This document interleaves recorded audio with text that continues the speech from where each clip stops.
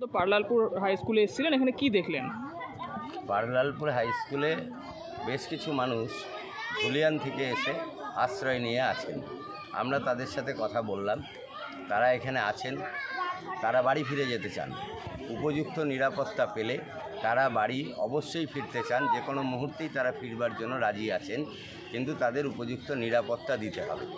আমরা এখানে এসে যা দেখলাম, যত পুলিশ ফোর্স এখানে রয়েছেন তাদের মতন পুলিশ ফোর্স যদি তাদের নিরাপত্তায় ধুলিয়ানে মোতায়েন করা যায়, তাহলে তারা নিজেদের বাড়ি ঘরে গিয়ে নিজেদের যা পেশা যেভাবে উপার্জন করতেন, ঘর গৃহস্থী করতেন, সেটা করে তারা খেয়ে পড়ে বাঁচতে পারবেন।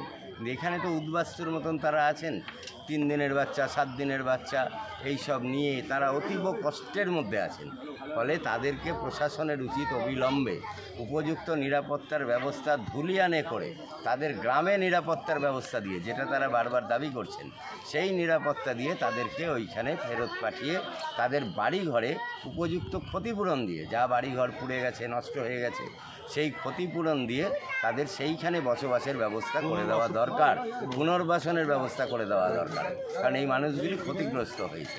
এখন কেন্দ্রের সরকার, রাজ্যের সরকার এবং পুলিশ তাদেরকে এই দায়িত্ব নিতে হবে, প্রশাসনকে, পুলিশকে এই দায়িত্ব নিতে হবে যে এই মানুষগুলো যাতে নতুন করে কোনো ক্ষতির মধ্যে না পড়েন।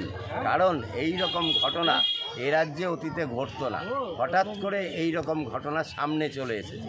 আসলে এগুলো রাজনীতির খেলা। সাধারণ দরিদ্র মানুষ, গরিব মানুষ, তারা ফল ভুগছেন, এই রাজনীতির শিকার হয়ে যাচ্ছেন।